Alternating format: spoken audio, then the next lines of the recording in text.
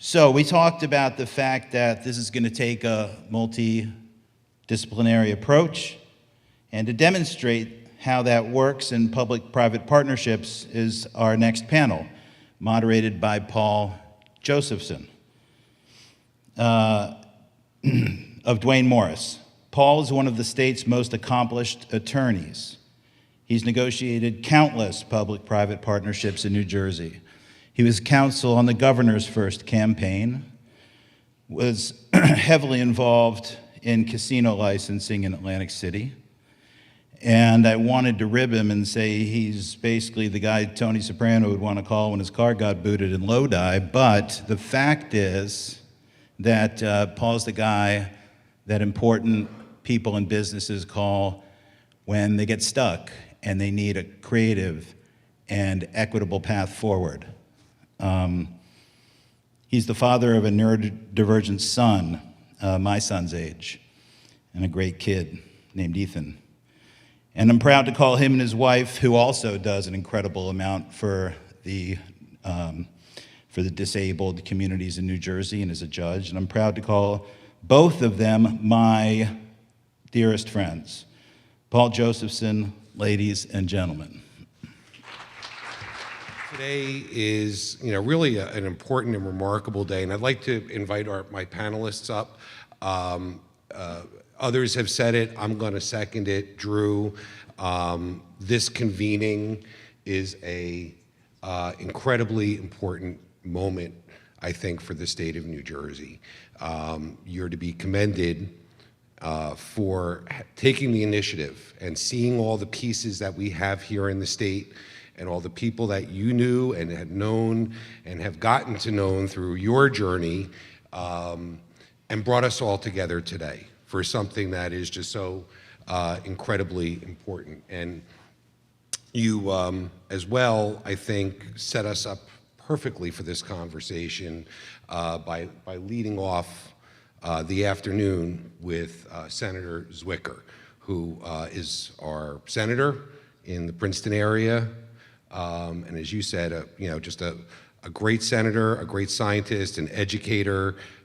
This is stuff, and the tech, of course, this is stuff that Andrew is truly, truly passionate about and is going to be a great advocate.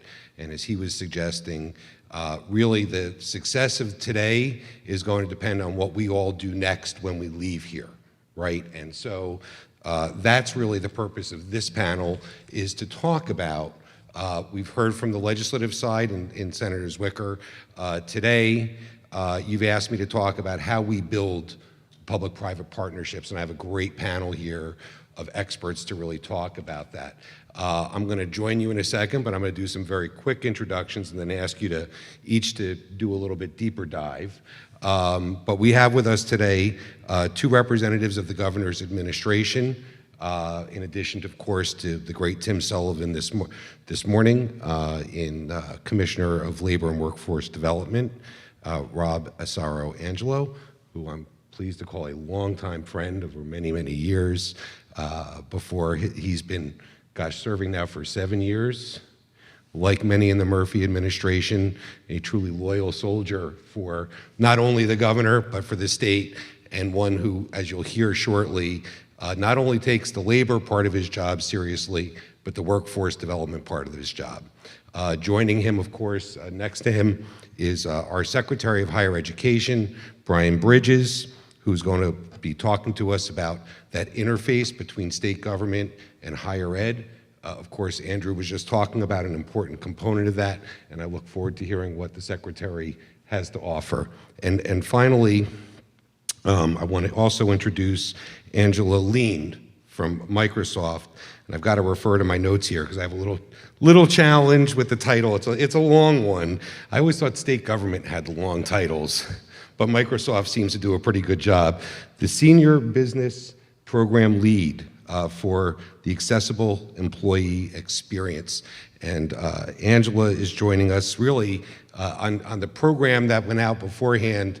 We had Amy Sprung from Microsoft listed, and Amy was kind enough to bring aboard one of her subject matter experts. And I think what you'll find after our conversation today, that Angela truly is an expert in this area, both on the product side as well as on the employer side. And we really look forward to hearing how our panel kind of moves forward and how do we develop the sort of public-private partnerships that we need for this initiative to succeed. So with that, Rob, can I turn it over to you to perhaps talk a little bit about your background in the department and what you're doing in this space? Good afternoon, everybody. Thanks, Paul. And I agree with Drew. If there's somebody I was in trouble, I would call, it would be Paul. I'm not going to say I had done that in the past in a prior life, maybe. And I really appreciate the Lodi shout out. That's where my family is from. And I've never heard it mentioned in a work context before. But thanks again for having me. The Department of Labor. How good was Paul, not me? I'm still here. Okay, cool.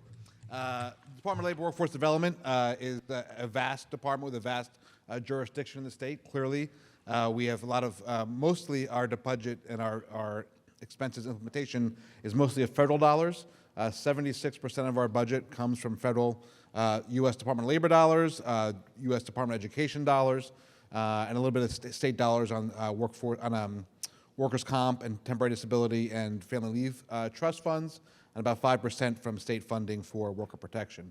But importantly, for our department, we are the ones that oversee in New Jersey the Division of Vocational Rehabilitation Services, which have staff across the state at our 19 one-stop career centers in every single county. There's a couple counties that are merged, that's why it's 19, not 21. But in those facilities, our great staff there work with workers with disabilities from across the broadest spectrum of ages, disability, and geography. We've been really making a big push under WIOA, which is the Workforce Innovation Opportunity Act, which is a federal law, to really make sure that we're touching folks who need our services when they're still in high school. We have a program called PREETS. One of the biggest remits of our staff across the state is their interaction with school counselors. And those of you who aren't from New Jersey, there's about 650 school districts in New Jersey. So that makes coordinating all this not the most efficient and smooth process. Unfortunately, we have great champions at a lot of schools, and some schools we don't really hear back from. So it's frustrating sometimes, to be honest, but at the same time, we try to use those positive stories and those positive relationships to sort of guilt other schools into being better actors with our services. They can come into the one-stop. We do it virtually as well. Obviously, COVID made us turn most of our services virtual. We're back to in-person, but we found a lot of our clients, especially in the voc rehab space, prefer to keep it virtual for many, many reasons. But we're as committed as ever to make sure we're serving this population, making those connections stronger with the high school community, because we feel very strongly that we want everybody to have not just a job, but a family-sustaining career. And there's nobody in New Jersey that we think isn't deserving of that. We don't think there's people in New Jersey who don't have the skills for that. And if they don't, we're going to make sure we give them all the coaching, all the support that they need to get to that progress. And I'm just happy to be here today with so many people in the employer community, because government can only do so much, especially when it comes to hiring. We can offer incentives, we can offer coaching to the folks that we serve, but in the end, it's the employer that has to make the decision, one, to get somebody involved in the interview process, but two, to make that hire, and to three, support them once they are onboarded. So I'm thrilled to be here on behalf of the Department of Labor.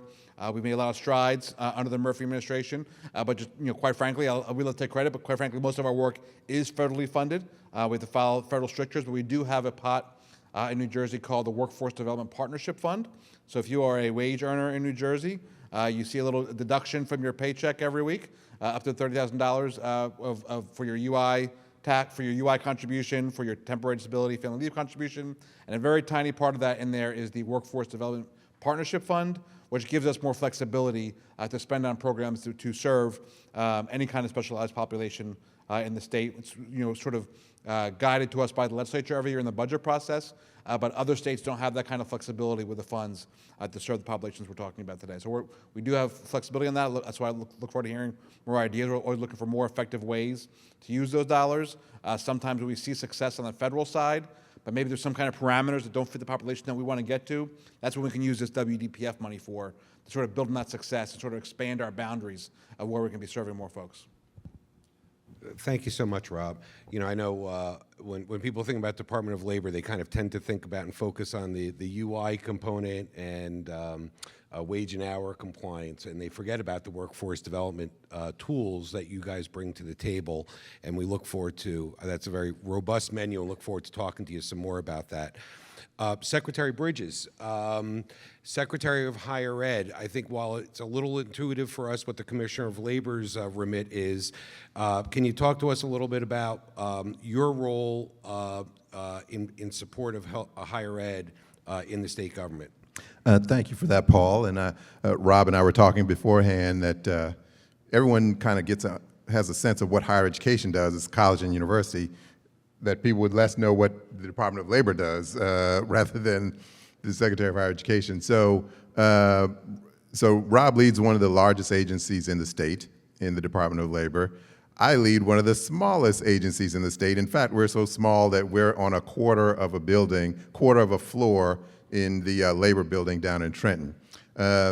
So it's a pleasure to be here. Thank you, Paul. Thank you, Drew, for the invitation. I've been in this role now, it'll be 4 years in just over a couple of weeks. And you know, we've worked diligently to try to advance Governor Murphy's agenda around higher education. We've made a lot of strides in higher education over the last, during this administration. And our goal is, as his former chief of staff used to always like to say, to leave higher education better than we found it. And so part of the way that we do that is that we provide direction, vision, and kind of coordination to the higher education enterprise in the state through kind of policy development, working collaboratively with the institutions. And collaboration is so important because we have a very decentralized model of higher education in New Jersey. So in most states, there's a single, in my role, the person who's in my role would be called a SHEO, State Higher Education Executive Officer. That person kind of oversees and coordinates all of higher education in the state, some more so than others. Well, New Jersey, we probably have less coordination than almost every other state in the country except for maybe Michigan. And so our institutions have great autonomy and great independence, and we really provide a lot of coordination and collaboration and try to drive things by working in concert with the institutions. And where we can, which we've been able to do through the Murphy administration, we provide funding. Now, that's always an easy way to get institutions to the table, is if you provide some money. Because if you ask every college president in the state what they need to do, what they need to be more successful, to cultivate the topic of this conference, for instance, if we were to ask the presidents what do they need to serve neurodivergent students more effectively, they would say more money. And so we provide that kind of coordination. We also work closely with our partner agency, which is an authority, the Higher Education Student Assistance Authority. In many states, for instance, in most states, for instance, the Student Financial Aid Office is under my counterpart, but here we separate it in New Jersey. So we work closely with HESA to provide strategy and direction and policy development around student financial aid. And under the Murphy administration, we've made such significant strides that we actually, in New Jersey, when I came on board, we were #1 in the country in awarding aid per student in the country as a state. Since then, we're now #2, but we still award a significant amount of financial aid to the tune of hundreds of millions of dollars to students in comparison to other states. So our work is collaborative. I'll talk a little bit more about a key collaboration around workforce development and preparation for our college students, which is a partnership with the Department of Labor and Workforce Development. I'll talk about that a little bit more later, but that gives you a general overview of what our office does. Thank you so much for that, Secretary. And Angela, everyone knows Microsoft for your ubiquitous products, without which modern life probably wouldn't be quite the same. And we know Microsoft employs over 200,000 people worldwide. But can you speak to kind of generally here what Microsoft is doing here as an employer and the technologies you all are advancing in this space? Yeah, well, first of all, thank you for having me. You guys all met me this morning when I spoke on inclusive design and AI. Thank you, Drew, for putting together this wonderful conference. It's really been amazing. I am a neighbor in New York, in Manhattan, and I have spent a lot of time in New Jersey, having grown up on the East Coast. From a Microsoft perspective, I think the collaboration opportunities probably fall into 3 categories. The first is sort of joint policy advocacy in the space of helping folks with in the disabled community, whether at the federal or the state level. The second is sort of the product issues I spoke about this morning, which I won't go into too much detail on this panel, but just really trying to create products that are more accessible and inclusive for all the populations that need them. And the last is actually a little bit unique. It's more from a workforce training perspective. Part of the reason Amy asked me to speak is because I've been working for the past year with New York City government to roll out disability etiquette and tools training across their workforce to about 300,000 New York City employees. And it's content that we provide as a company that the city will be uploading to their LMS. And it's an opportunity that we could do in partnership also with New Jersey or different cities of New Jersey from a government perspective in terms of training the workforce to be more accessible and sort of disability inclusive for not only their workers but also their constituents. So it's sort of a unique opportunity for us to kind of scale our training with our customers and partners. And am I right that your role is both on the business side as well as really the employee engagement side internally? Yeah, so my role, I'm with the Office of Accessibility, and so I actually focus mostly on the employee experience internally, but we take what I do as sort of a ground zero case study, and we help other organizations, whether private or public, to do similar kinds of tactics. So, yeah, I think there was an offer put on the table here for the state's LMS system. And I know, Rob, when we were chatting in advance, one of the things I think that I wasn't aware of or thought of, and I'm somebody who's worked in and around state government for 30 years, but your department's role, not only externally towards the private employer community, but internally in terms of the state government as employer. Can you speak to that a little bit more? Absolutely.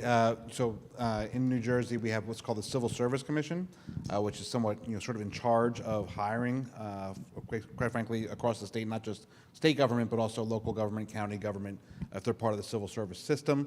It's in but not of labor, so I don't really control it, but they're certainly great partners to us. And you heard Senator Zwicker mention the SANE program, State as a Model Employer, which is something we worked with together with the CSC to make sure that we were doing everything we can as a model employer, obviously, to make sure that we're hiring folks with disabilities of all kinds in the state. So one of the big parts of that is making sure that when someone self-identifies, that they get an interview, a good faith interview, if they have the qualifications. So every single interview, if there's somebody who self-identifies with disability and meets qualifications for any position in the Department of Labor, they will get an interview. Across the state. I know the CSC is reworking some things that make it better in the future, but we're still following that model at the Department of Labor to make sure that everyone gets a foot in the door for the interview process, because you can't get hired if you don't get interviewed. We know that whether it be folks with disabilities or any other kind of quote-unquote barrier to employment, getting a foot in the door for an interview is often obviously a crucial first step. You said it right. We are the biggest employer in the state.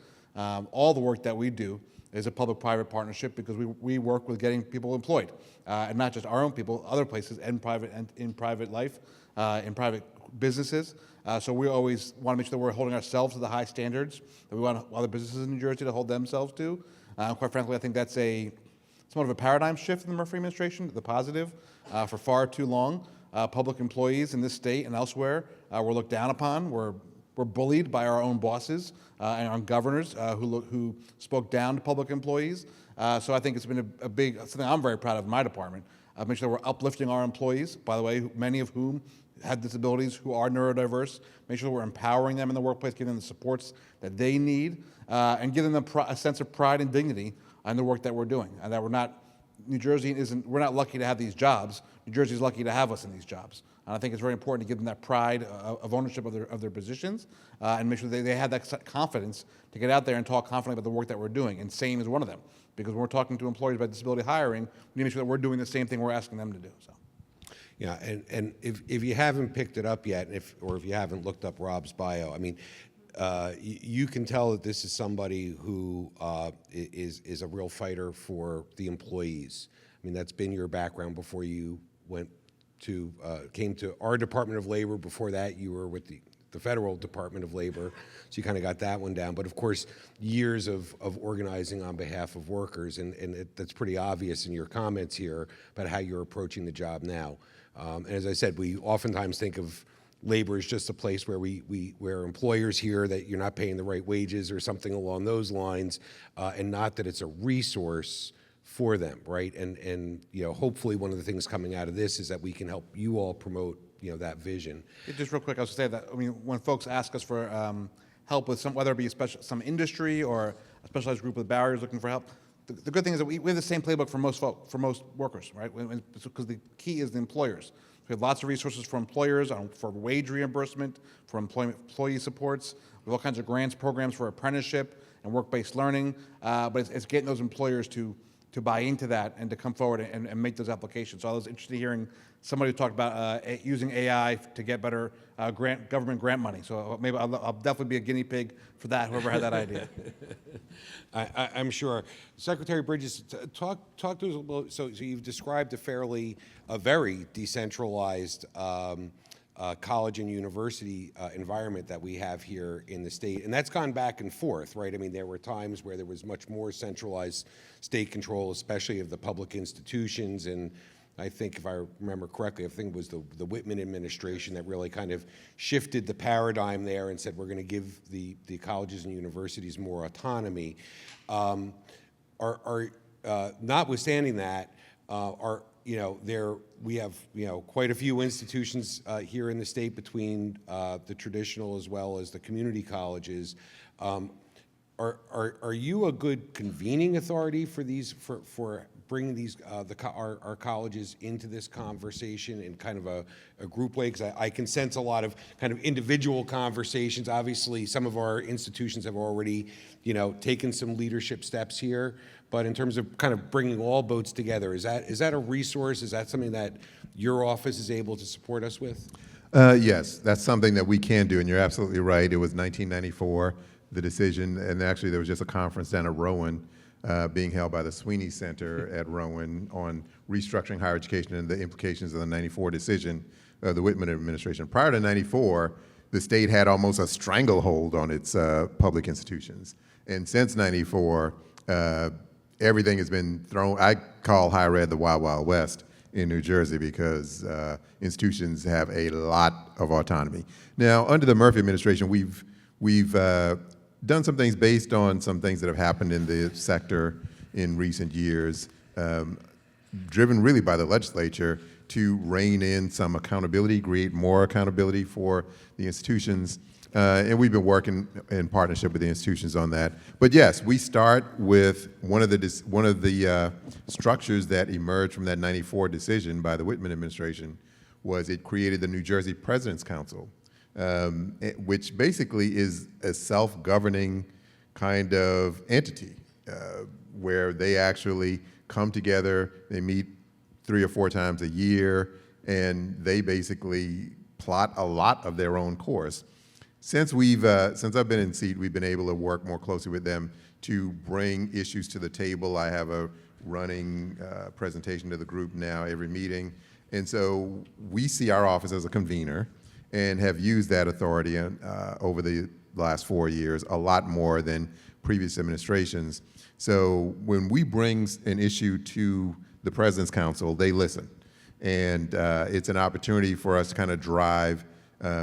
It requires some politicking. It requires some very specific conversations with the leadership and key individuals in the President's Council. But we have 81 institutions in the state that are licensed by our office, not including the VOTECs that are licensed by the Department of Labor and other institutions like the professional schools and what have you. So we have 82 kind of traditional 4-year, 2-year, not-for-profit and for-profit institutions, and the yeshivas as well that we license. And so, yes, we definitely have some convening power with that group. And I think that's actually been strengthened definitely by the work we've done in the Murphy administration. Yeah, and I think it's important as we kind of approach this and I think another interesting fact of our being here in New Brunswick today is when we talk about public-private partnerships, I know in picking New Brunswick, I think Drew was rather intentional because for those of you, especially those from out of state who don't know, New Brunswick is literally a city, built today on public-private partnerships. The building you're sitting in wouldn't be here without a convening of private industry, nonprofits, and the public sector to build this hotel, to build, frankly, most of the buildings that you see on the skyline. And I think, and of course, the latest and greatest model of that is the Helix project that is really we think is going to be transformational for, in particular, life science and life science research.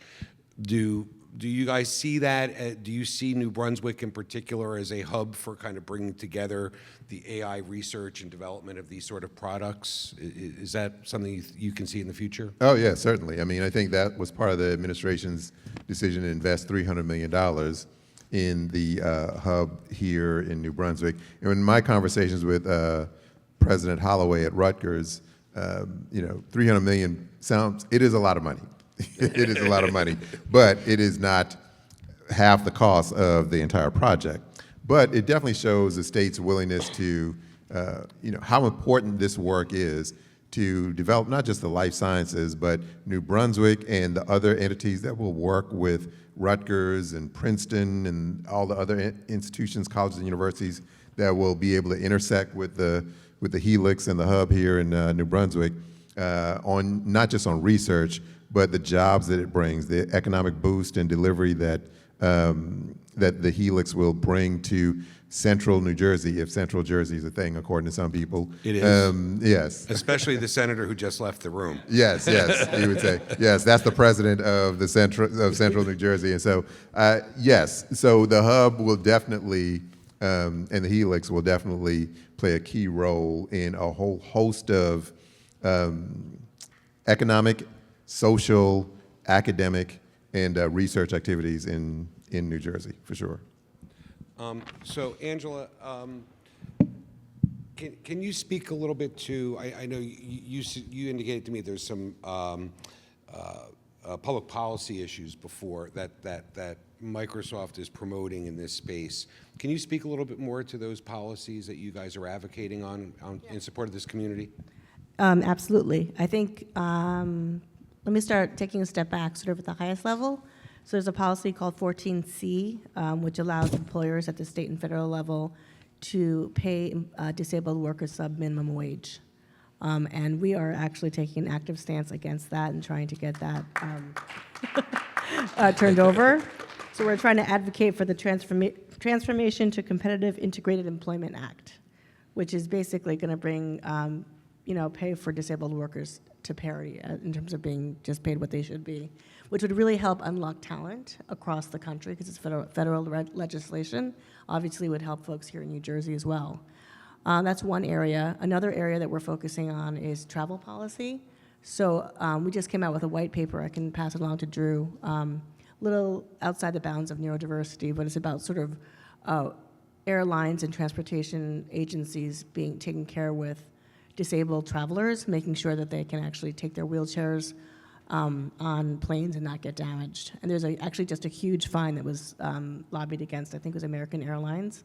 It was about $50 million, I think it was, because they had a lot of challenges with actually transporting wheelchairs, which obviously is a devastating sort of outcome of traveling if you have a disability.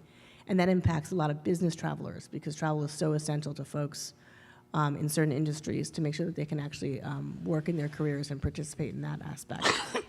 But I think for New Jersey, the Autism Cares Act is a really important one to think about, where we could probably partner more. So the Autism Cares Act is an act that sort of enables sort of diagnosis, surveillance, and workforce training for folks with autism, and my understanding is that New Jersey has the highest rate of autism across the country. So this is an area that our policy director and sort of Microsoft would really love to partner with New Jersey on to make sure that does not sunset. Because if it sunsets, then obviously a lot of these funds and programs would go away. And I think it's an area where we care deeply as Microsoft as well. So given our commitment to neurodiversity communities, I know that a lot of New Jersey legislators and government officials were critical of making sure that that happened. But I think we also have to make sure it doesn't sunset and doesn't go away. Probably the third area to highlight for this audience. So when I was speaking before about New Brunswick being a hotbed and being built on public-private partnerships, you know, one of there have been many since, but kind of the core foundational private partner here in New Brunswick was, quite frankly, Johnson & Johnson, which made the decision a couple of decades ago not to move out of New Brunswick, to double down and to really double down on this town and support not only its own business being here, but supporting a lot of the development that goes on in this town. And I think where we should kind of head here, and what I'd love to hear you all address, is your vision of how public and private, the private sector can work together. What does that kind of model look like in an ideal world from your perspective, Angela? I think sort of where I started with it in terms of like just the joint training programming, where we can take our content and deploy it across organizations and agencies that can take advantage of that, whether it's AI related or whether it's disability etiquette or just using tools that we provide to all of your organizations, because there seems like a very easy play in terms of deployment. We can really scale the understanding around inclusion through tools, and I also think just sharing best practices. I know we heard from SAP this morning, we heard from other organizations. We have a very robust neurodiversity inclusion program that would love to sort of just kind of get the minds together in terms of how we take our learnings and scale them across organizations or across the government to make sure that that happens here as well. Sure, because I'm sure, you know, the companies you've mentioned that we've got here today, we've got some true, you know, leaders in their respective fields. And of course, the question is, how do we scale this to, maybe it's kind of descaling it, right? We want to scale it out to a larger community, but to the smaller companies, because you've got the infrastructure to support this. You've got formalized ESG programs, DEI programs, but of course that's not where the majority of workers necessarily are. They're in smaller businesses, right? So how do we kind of push out these sort of tools to those companies so that they can pick this up in a meaningful way? Well, I heard this morning a little bit about sort of manager training, about owner training. I think it's starting with awareness and then working down the funnel, right? So you have awareness of the issue, making sure that folks understand the value of hiring neurodiverse employees and bringing it back to their self-interest and making sure that they understand this is an opportunity for them, and if they don't jump on the bandwagon, then they're going to be left behind. And I quite frankly think that, you know, forums like this, if we could scale this to small business owners, as Drew aspires to, and will in subsequent conferences much more, then you're really going to kind of hit that nail on the head. I mean, it's got to start sort of just through awareness and kind of grassroots efforts. And then you kind of make it real, right? And then you make it real through training, through skilling, and just a general understanding. I mean, that's how we do it, just from within our customer base. So we serve the enterprise customers, but we do it through our sales teams, and we make sure that they understand that the tools that they're using can do much more than just produce sort of content or, you know, drive their businesses. They can actually empower people to work differently. And Rob, Brian, do you want to kind of speak to that? How you guys envision what a public-private partnership can look like here? Yeah, it's real quick. Angela mentioned scale a couple times. That's something that we try to work on at our department because, exactly right, Paul. Microsoft, quite frankly, doesn't need our help. J&J doesn't need our help necessarily so much. I'm always concerned about those medium to small-size employers who might not be getting that kind of support from, I don't know, a business association. So we try to come from the other angle of, one, supporting them with wage reimbursement, but two, giving supportive services and trainings to their workers as well. We have a whole team at our Division of Vocal Rehab Services, the Business Outreach Team, which helps employers strengthen their businesses and enhance career opportunities for people with disabilities. We have hundreds of grantees across the state who service each of the different county areas to work with our clientele, to work with the Business Outreach Team members to help those businesses basically operate at the same scale that large companies can too. And that's, I want to give credit to the Economic Development Authority. Tim Sullivan was here earlier today. I'm sorry I missed him. But I'm on the board of the EDA. One of the things I'm most proud of is their really intentional, focused, and repetitive work with small business. Most economic development authorities are going for the big bang. And they've been very helpful with Helix, other big projects, and Netflix. But they've helped thousands upon thousands of small businesses to become, whether it be grant funding, loans, important other kind of business service to help them improve themselves and their business to get better government contracts. Child care facilities have got upgrade grants so they can get better reimbursements. So they've been really intentional about their work with small businesses, giving them the abilities to do things that big businesses can that they haven't been able to in the past. So I think that's a whole government approach that we have to make sure that companies that don't have the scale themselves can operate at scale when it comes to serving workers in New Jersey. Brian, anything you want to add on? I mean, to Rob said it pretty well. The public-private partnership piece from the colleges and universities, and we don't get involved with that in our agency, but more than anything else, because like I said, there's so much autonomy of the institutions. Institutions have been very savvy about taking advantage of the PPP legislation so that they can get the opportunity to work with companies, mainly to do on construction projects, particularly around residence halls and the like, especially since the state doesn't fund the construction of residence halls.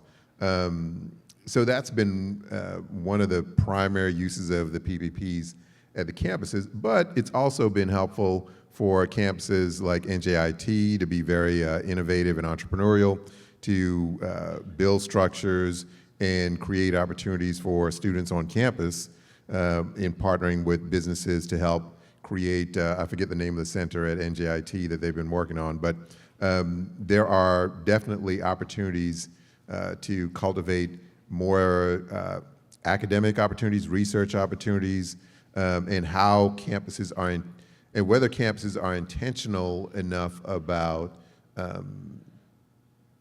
the inclusion of neurodiverse students in those opportunities is something that we could definitely take a look at. That's great.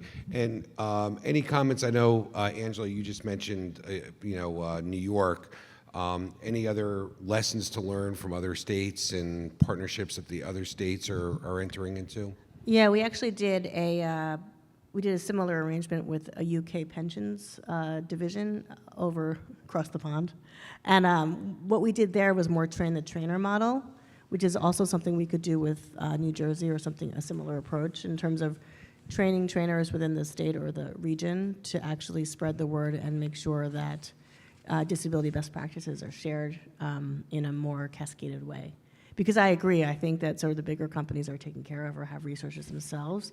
So the trick is to sort of figure out how to deploy with the systems that may pre-exist. So whether it's a group of trainers or whether it's through the technology itself or through associations, chambers of commerce, like that kind of thing, whatever agencies or governmental organizations can help us sort of get best practices out there is probably where I'd start.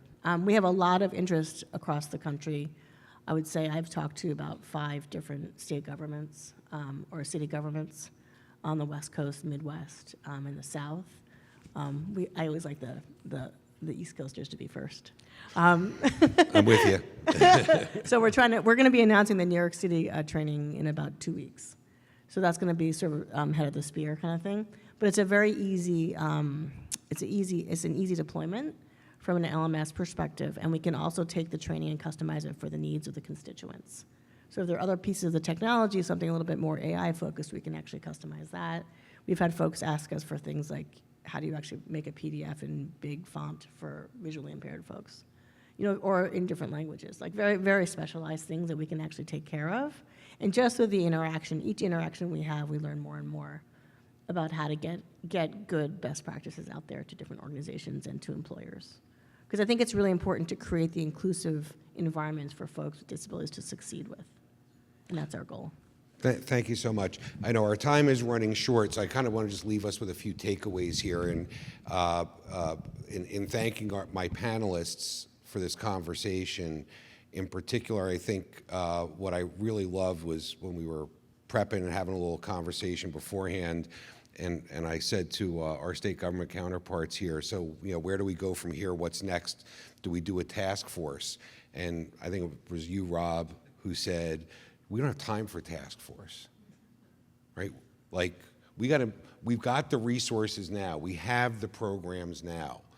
And I know, looking around this room, meeting a lot of you today for the first time as somebody who's relatively new to this space, I'm blown away by not only the enthusiasm but the talent in this room, the brain power that we've brought together here, and really this is kind of like the group of the evangelicals, right?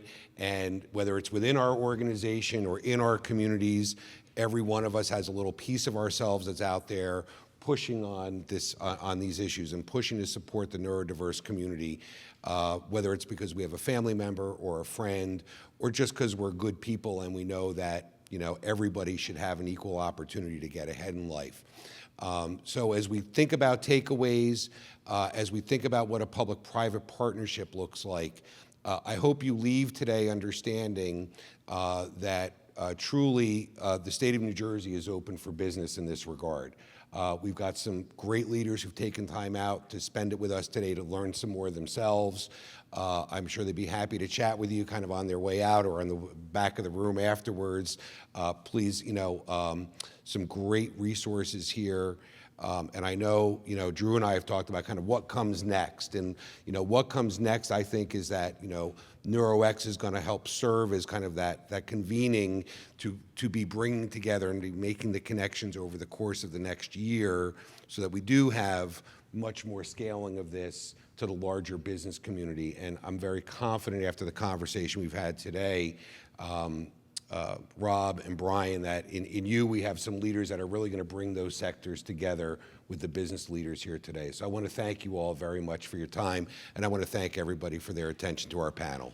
Thank you.